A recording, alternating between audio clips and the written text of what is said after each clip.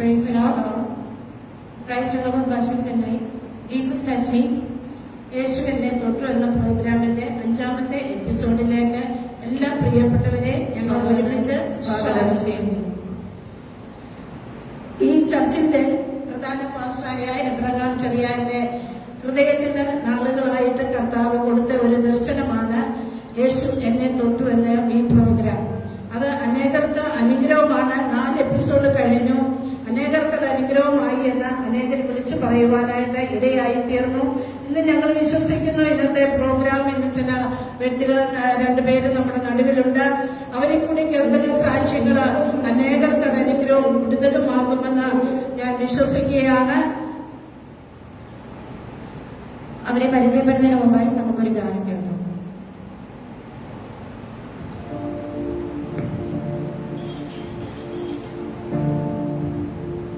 യേശു എന്തും ചെയ്തിടുമേ, അവൻ അത്ഭുതവാനാണേ. യേശു എന്തും ചെയ്തിടുമേ, അവൻ അതിശയവാനാണേ.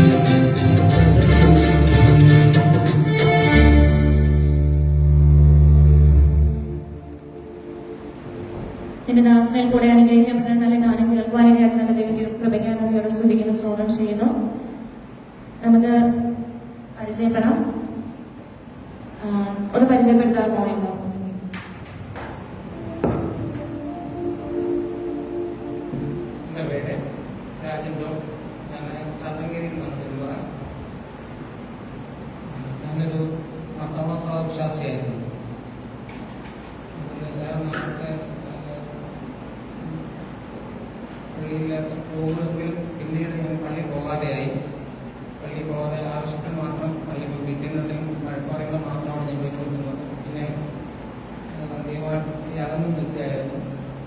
ആ ഇടയ്ക്കാണ് ഞാൻ എനിക്കൊരു സുഖമില്ലായ്മയായിട്ട് വന്നിരുന്നു. വന്നായിരുന്നു. എനിക്ക് എൻ്റെ പുറത്തൊരു മഴയുണ്ടായിരുന്നു. പുറത്തുനിന്നുള്ള നഖങ്ങളോട് ചേർന്നൊരു മഴയൊക്കെ ഉണ്ടായിരുന്നു. ആ ഒരു ബുദ്ധിമുട്ടുണ്ട്. കുറേ നാൾ ചികിത്സയൊക്കെ നടന്നെങ്കിലും വീണ്ടും ഞാൻ ദൈവത്തോടുള്ള അടുപ്പമില്ലാതെ ജീവിതമായിരുന്നു.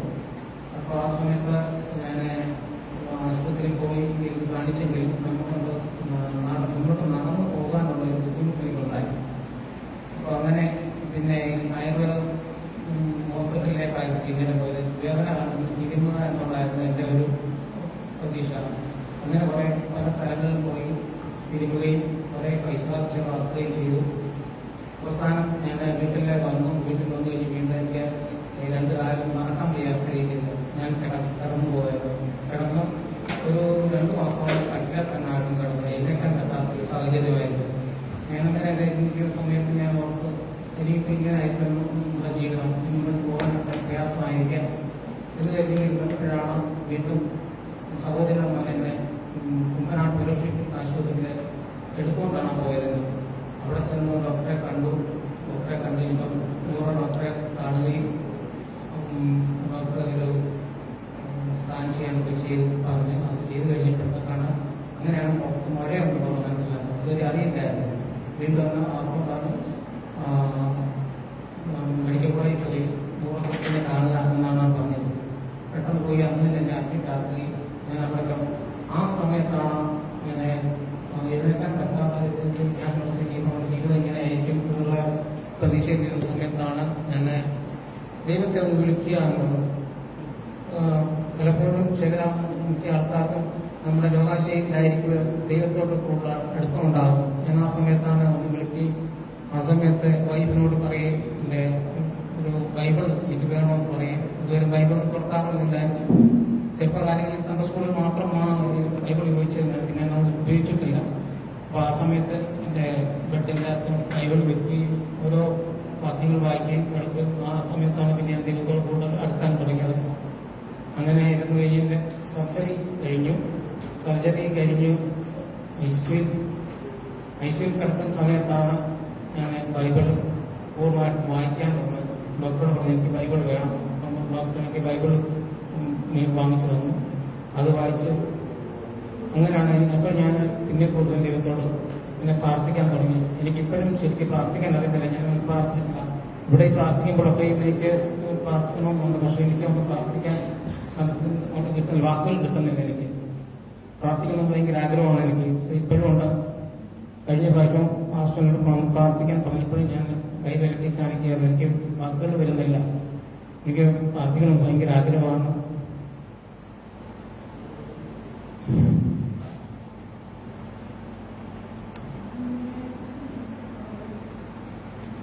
ആ സമയത്ത് അവിടുന്ന് ആശുപത്രിയിൽ നിന്ന് വന്നു കഴിഞ്ഞാണ് ഞാൻ വീട്ടിൽ നിന്നപ്പോഴത്തേക്കാണ്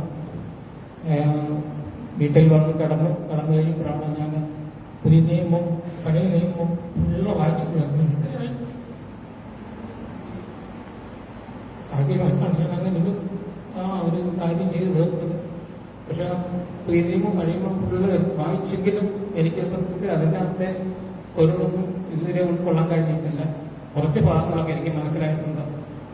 കുറച്ചൊക്കെ എനിക്ക് മനസ്സിലാക്കാൻ നിൽക്കുകയാണ്. ആ സമയത്തിന് വീട്ടിൽ പള്ളിയിൽ പോയില്ല. അപ്പോഴും പല പാസ്റ്റർമാരും എൻ്റെ വീട്ടിൽ വരുമായിരുന്നു. പല പാസ്റ്റർമാരും വരുമെന്ന് എനിക്കറിയാത്ത പാസ്റ്റർമാരൊക്കെ വന്നിട്ടുണ്ട്. ഞാൻ കിടക്കുന്ന സമയത്ത് അവിടെ വന്നിട്ട് എനിക്ക് 2 കാലം അനങ്ങത്തില്ല. ഞാൻ വീട്ടിൽ തന്നെ സദ്യ കഴിഞ്ഞ് വന്ന് കിടക്കുമ്പോൾ പാസ്റ്റർമാർ വരും. പല പാസ്റ്റർമാരും വന്ന് പ്രാർത്ഥിക്കുകയും ആ പ്രാർത്ഥിക്കുമ്പോൾ എനിക്ക് എന്തോ ഒരു അനുഗ്രഹങ്ങൾ ഉണ്ടാകുന്നുണ്ട്. പല പാസ്റ്റർമാരെ എന്നെ വിളിച്ചിട്ടുണ്ട് ഓരോ ചർച്ചയിലേക്ക് ചെല്ലാനായിട്ട്. പക്ഷെ എൻ്റെ മനസ്സ് അപ്പോഴും ഞാൻ പറഞ്ഞു, പക്ഷെ എനിക്ക് മനസ്സായിട്ട് തോന്നട്ടെ, എനിക്ക് തോന്നുകയാണ് ഞാൻ വരാം. ഞങ്ങളുടെ പള്ളിയിൽ നിന്നും അച്ഛനും ഉപദേശികളൊക്കെ വരുന്നുണ്ട്. അവരെ ഒരു പ്രാവശ്യം വന്നിട്ടുള്ളൂ. പാസ്റ്റർമാർ പല പ്രാവശ്യം വന്നിട്ടുണ്ട്. അപ്പോൾ ഞാൻ പറഞ്ഞു, എനിക്ക് എൻ്റെ മനസ്സുകൊണ്ട് എനിക്ക് തോന്നണം ഞാൻ അപ്പുറത്തേക്ക് അവിടത്തേക്ക് വന്നിരിക്കുമെന്ന് പറഞ്ഞു. അങ്ങനെ പല പല കാര്യങ്ങളും പോയി. എന്നിട്ടും ഞാൻ വീട്ടിലമ്മ പറയും പള്ളിയിൽ പോകാമെന്ന് പറഞ്ഞിട്ട് പോലും നടക്കുന്നില്ല. പിന്നെ അങ്ങനെ ഞങ്ങൾ ഒരു വർഷത്തോളം കട്ടിലെ തന്നെ കിടക്കുമായിരുന്നു. എല്ലാം കട്ടിലെ തന്നെയാണ് കാര്യങ്ങളെല്ലാം നടക്കുന്നത്. അത് കഴിഞ്ഞ് പതിയെ പിന്നെ ഞാൻ ദൈവത്തെ വിളിക്കാൻ തുടങ്ങി. ദൈവം എന്നെ എഴുന്നേറ്റ് നടത്തിയാൽ മതി. ഞാൻ പറഞ്ഞു എഴുന്നേറ്റ് നടത്തിയാൽ ഞാൻ ഏതെങ്കിലും ഒരു ചർച്ചയിൽ പോയിരിക്കും എന്നുള്ള ഞാൻ പറഞ്ഞിരുന്നു. അങ്ങനെ പതിയെ എഴുന്നേറ്റ് പിന്നെ വഴി കുത്തി ഓടിക്കൊടുക്കാൻ നടക്കാൻ തുടങ്ങി. പിന്നെ ഇപ്പോഴും എനിക്ക് കറക്റ്റായിട്ടുണ്ട്, കാര്യം ബലക്കുറവുണ്ട്, എങ്കിലും ദൈവം ഇത്രത്തോളം എന്നെ നടത്തിയിട്ടുണ്ട്. ഇനി മുന്നോട്ട് ദൈവം നടക്കും. ആ സമയത്താണ് എനിക്ക് ഞാൻ ഷൈപാസ്റ്ററെ കുറിച്ച് കേൾക്കുന്നത്. നേരത്തെ എനിക്കറിയാം, അദ്ദേഹത്തെ എനിക്കറിയായിരുന്നു. എനിക്കൊന്ന് വിളിക്കണം എന്ന് പാസ്റ്ററെ ഒന്ന് വിളിക്കണമെന്ന് പല പ്രാവശ്യം എടുക്കുന്നിട്ട് ഞാൻ വിളിക്കുന്ന നമ്മുടെ സഹോദരനോട് പാസ്റ്ററുടെ നമ്പർ മേടിച്ചു 1.5 മാസം ഞാൻ പാസ്റ്ററെ ഒന്ന് വിളിക്കാൻ എന്ന് ഫോൺ എടുക്കും. എനിക്ക് ഫോൺ വിളിക്കാൻ എടുക്കുമ്പോഴത്തേക്ക് എന്നെ ആരോ പിടിച്ചു പുറമ്പോട്ട് മാറ്റുന്നതായിട്ട് പോകും. പിന്നെ ഒരു ദിവസം ഞാനിങ്ങനെ പ്രാർത്ഥിക്കുന്നത് എനിക്ക് പാസ്റ്ററെ വിളിക്കണം 2 പ്രാവശ്യം ഈ വഴി വെച്ച് കണ്ടിട്ട് എനിക്ക് കാണാൻ നിൽക്കുന്നില്ല, നിന്ന് സംസാരിക്കാൻ നിൽക്കുന്നില്ല. ഇനി വിളിക്കണമെന്ന് തോന്നി. ദൈവത്തെ വിളിച്ചുകൊണ്ട് ഞാൻ വിളിച്ച സമയത്താണ് പാസ്റ്റർ എയർപോർട്ടിൽ നിൽക്കാൻ മകനെ വിടാൻ വേണ്ടി നിൽക്കുകയായിരുന്നു. ആ സമയത്താണ് ഞാൻ വിളിക്കുന്നത്. എന്നോട് ആ സമയത്ത് തിരക്കുള്ള സമയമായിരുന്നു. ഒരു 10-15 മിനിറ്റോളം എന്നോട് സംസാരിക്കുകയും ഞാൻ പറഞ്ഞു പക്ഷേ എനിക്ക് അവിടെ വരണമെന്ന് ആഗ്രഹമുണ്ട്. പാസ്റ്റർ പറഞ്ഞു അതിന് സാരമില്ല, അതായത് എപ്പോഴാണ് സമയം ഞാൻ പറഞ്ഞു. പാസ്റ്ററിന്റെ സമയം പറഞ്ഞു ഞാനപ്പോൾ വരാമെന്ന് പറഞ്ഞു. വീട്ടിലേക്ക് വരാം പറഞ്ഞു. ഞാൻ വിളിക്കാം, എന്നെ ഒന്ന് വിളിക്കാൻ പറഞ്ഞു. ഞാൻ വിളിച്ചപ്പോഴത്തേക്ക് പാസ്റ്റർ ഒന്ന് ചർച്ചയിലുണ്ടായി വരാൻ പറഞ്ഞു. അന്ന് ഞാൻ വന്നു. പാസ്റ്റർ വന്ന് ഞാൻ പറഞ്ഞു പക്ഷെ എനിക്ക് പ്രാർത്ഥിച്ചെങ്കിൽ എനിക്ക് വരണമെന്ന് പറഞ്ഞു. പാസ്റ്റർ അന്ന് തന്നെ ഇവിടെ ഈ ഓഫീസിൽ വെച്ച് എന്നെ പ്രാർത്ഥിക്കുകയും അതിന്റെ പിറ്റേ ദിവസം തലവടിയിൽ വൈകിട്ടൊരു പ്രാർത്ഥന ഉണ്ടായിരുന്നു. അപ്പൊ അവിടെ എന്നോട് വിളിച്ചു. ഇന്നപോലെ ഞാൻ എവിടെയും നിൽക്കുകയായിരുന്നു. എന്നെ പറഞ്ഞു ആദ്യമായിട്ടല്ലേ വരണമെന്ന് പറഞ്ഞു. എനിക്ക് വരാനൊരു ആകാംക്ഷയായിരുന്നു. ഞാൻ ഭയങ്കര മഴയായിരുന്നെങ്കിലും ഞാൻ പാസ്റ്ററെ വിളിച്ചു വരികയും പാസ്റ്റർ പ്രസംഗത്തിലൊക്കെ ആയിരുന്നെങ്കിലും ഫോൺ ഓണാക്കി വെച്ചിരിക്കുന്നു. എനിക്ക് വരാൻ വേണ്ടി വഴി പറഞ്ഞു ഞാൻ വരികയും അന്ന് മുതൽ ഇന്ന് വരെ ഞാനിവിടെ കറക്റ്റായിട്ട് വന്നുകൊണ്ടിരിക്കുന്നത്. ദൈവനെ അനുഗ്രഹിച്ചു. ദൈവം പിന്നെ ഞാൻ ആ കിടക്കയിൽ നിന്നുപോലും 10 തൊട്ടില്ലായിരുന്നെങ്കിൽ എനിക്ക് മുന്നോട്ട് എഴുന്നേക്കാൻ കഴിയില്ലായിരുന്നു. അതേപോലെ ഉള്ള അവസ്ഥയായിരുന്നു. കൈ മാത്രമേ ചലിക്കുന്നുള്ളായിരുന്നു. കാൽ രണ്ടും ചലിക്കാതെ കിടന്ന സമയമായിരുന്നു. അവിടെ നിൽക്കുകയും തത്തോളം നടത്തി ഇപ്പൊ എങ്ങനെയുണ്ട്? ഇവിടെ വന്നതിന് ശേഷം എനിക്ക് ഒരുപാട് മാറ്റങ്ങളുണ്ട് എന്റെ ജീവിതത്തിൽ. ഞങ്ങളുടെ പള്ളി മഹോത്സവത്തിൽ എനിക്ക് പോകണമെന്നില്ല. വല്ലപ്പോഴും മാസത്തിൽ 1-2 പ്രാവശ്യം പോയെങ്കിൽ ഇവിടെ നിന്നല്ല. ഇവിടെ ഇപ്പൊ ഞായറാഴ്ച ആകുമ്പോൾ എനിക്ക് വരണമെന്നുള്ള ഒരു ഇതാണ്. രാത്രിയിലായാലും പ്രാർത്ഥനകൾക്കൊക്കെ വരാൻ ഇവിടെ ഒന്നിരിക്കും ആരാധിക്കുമ്പോൾ എനിക്ക് ഒരു പ്രത്യേക ഒരു ഇത് കിട്ടുന്നുണ്ട്. മാനസികമായിട്ട് എനിക്ക് നല്ല സന്തോഷം കിട്ടുന്നുണ്ട്. ഒരു പാട്ട് പാടുമെന്ന് കേട്ടിട്ടുണ്ട്. പാടാം. പിന്നെ പാട്ടൊന്നുമില്ല, എങ്കിലും ഒരു പഴയൊരു ഗാനമാണ്. പാടി നോക്കാം.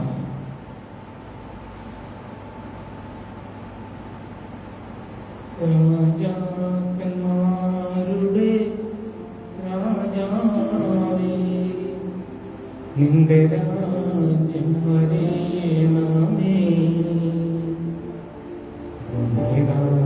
നേതാക്കന്മാരുടെ നേതാവേ നിന്റെ നന്മ നിറയേണമേ. രാജാക്കന്മാരുടെ രാജാവേ നിന്റെ രാജ്യം വരേണമേ. നേതാക്കന്മാരുടെ നേതാവേ നിന്റെ നന്മ നിറയേണമേ. കാലിത്തൊഴുത്തിലും കാനായിലും കടലയിലും കാൽവരിയിലും കാലിത്തൊഴുത്തിലും കാനായിലും കടലയിലും കാൽവരിയിലും കാലം കാതോർത്തിരിക്കും അവിടുത്തെ കാലൊച്ച കേട്ടു ഞങ്ങൾ. കാലം കാതോർത്തിരിക്കും അവിടുത്തെ കാലൊച്ച കേട്ടു ഞങ്ങൾ. കാലൊച്ച കേട്ടു ഞങ്ങൾ. രാജാക്കന്മാരുടെ രാജാവേ നിന്റെ രാജ്യം വരേ പറയേണമേ നീരാജന്മാരുടെ മേലാവേ നിന്റെ നന്മ നിറയേണമേ.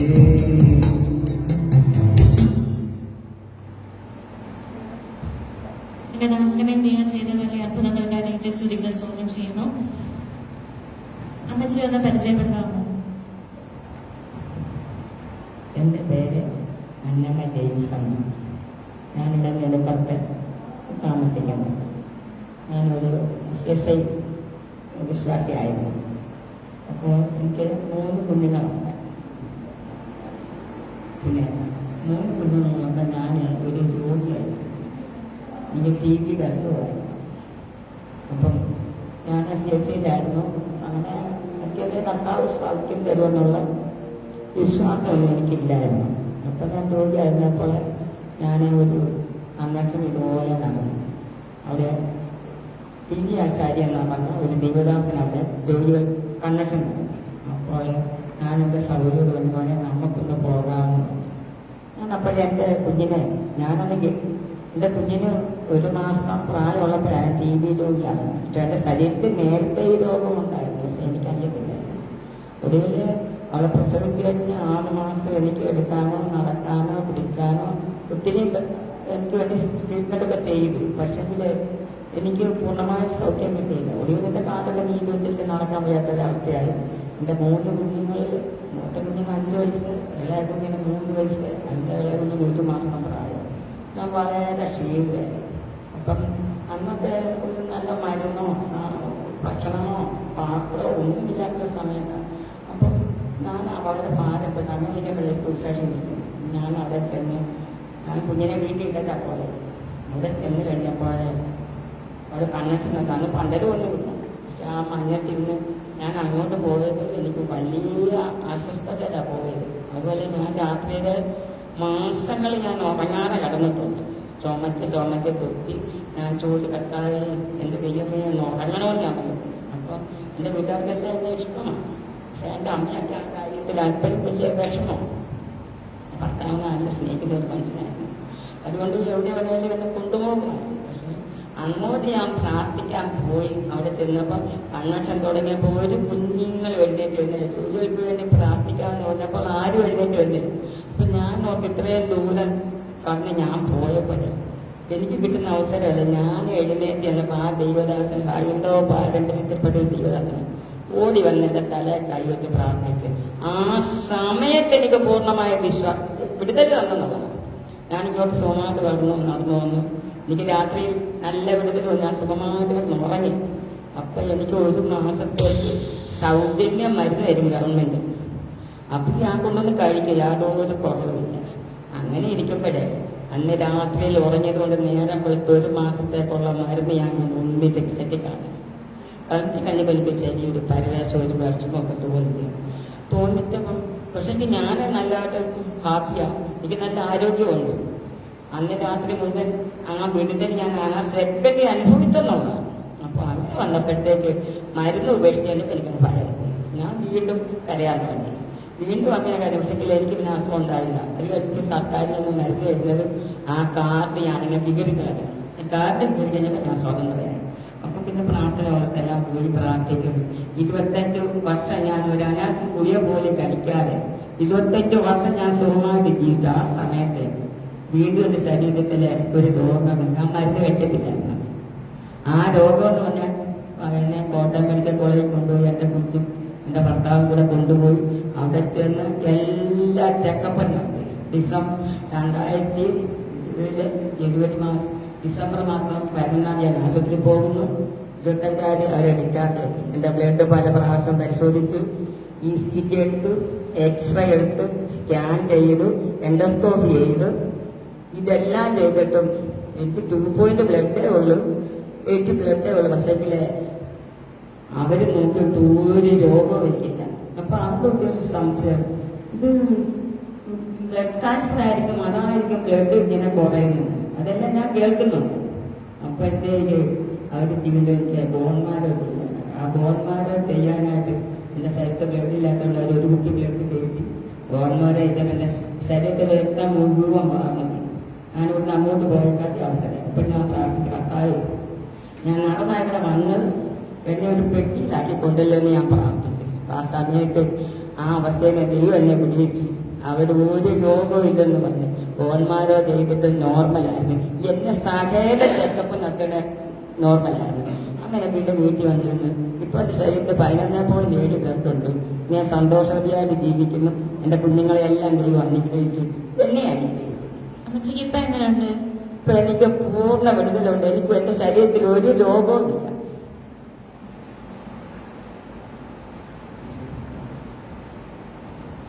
ഈ ചർച്ചിൽ വന്ന് ആരാധിക്കാനുണ്ടായ സാഹചര്യം തോന്നുന്നു. എനിക്ക് ദൈവമക്കളെ വന്നിട്ട് വലിയ ഇഷ്ടമാണ്. അപ്പം ഈ ചർച്ച വന്നാൽ എനിക്ക് യോഗമില്ലെന്ന് പോയി ഒന്നും പറയാൻ പറ്റില്ല. പക്ഷെ കിട്ടുന്ന സമയം പാഴാക്കാതെ അനേകരോട് ഈ സാക്ഷ്യം പറയാൻ എനിക്കൊരാഗ്രഹമുണ്ട്. അതെന്റെ കർത്താവ് അത് സാധിപ്പിച്ചത്. അപ്പം എവിടെ സമയം കിട്ടിയാലും പോകണം. ഇപ്പം ബ്ലഡ് എത്ര ഉണ്ട് ശരീരത്തിൽ? 11.7. പാട്ട് പാടുമെന്ന് കേട്ടിട്ടുണ്ടല്ലോ, ഒരു പാട്ട് പാടാം. രോഗികൾക്കു നല്ല വൈദ്യൻ ആകും രോഗികൾക്കു നല്ല വൈദ്യൻ ആകും പല രോഗികൾ തന്നാമത്തിൽ ആശ്വാസം പ്രാപിച്ചു. പല രോഗികൾ തന്നാമത്തിൽ ആശ്വാസം പ്രാപിച്ചു. തന്റെ പാദ പീഠമെന്റെ വൈദ്യശാലയാ. തന്റെ പാദ പീഠമെന്റെ വൈദ്യശാലയാ. അതിൽ ഉണ്ടനേകം ഔഷധങ്ങൾ രോഗശാന്തിക്കാൻ. അതിൽ ഉണ്ടനേകം ഔഷധങ്ങൾ രോഗശാന്തിക്കാൻ. ഔഷധമേനിക്കവന്റെ ദിവ്യവചനം. ഔഷധമേനിക്കവന്റെ ദിവ്യവചനം. ഔഷധം താരുന്നു വീണേ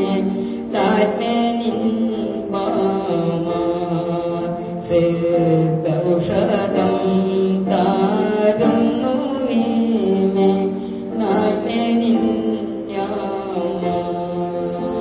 രോഗികൾക്കു നല്ല വൈദ്യൻ ആകും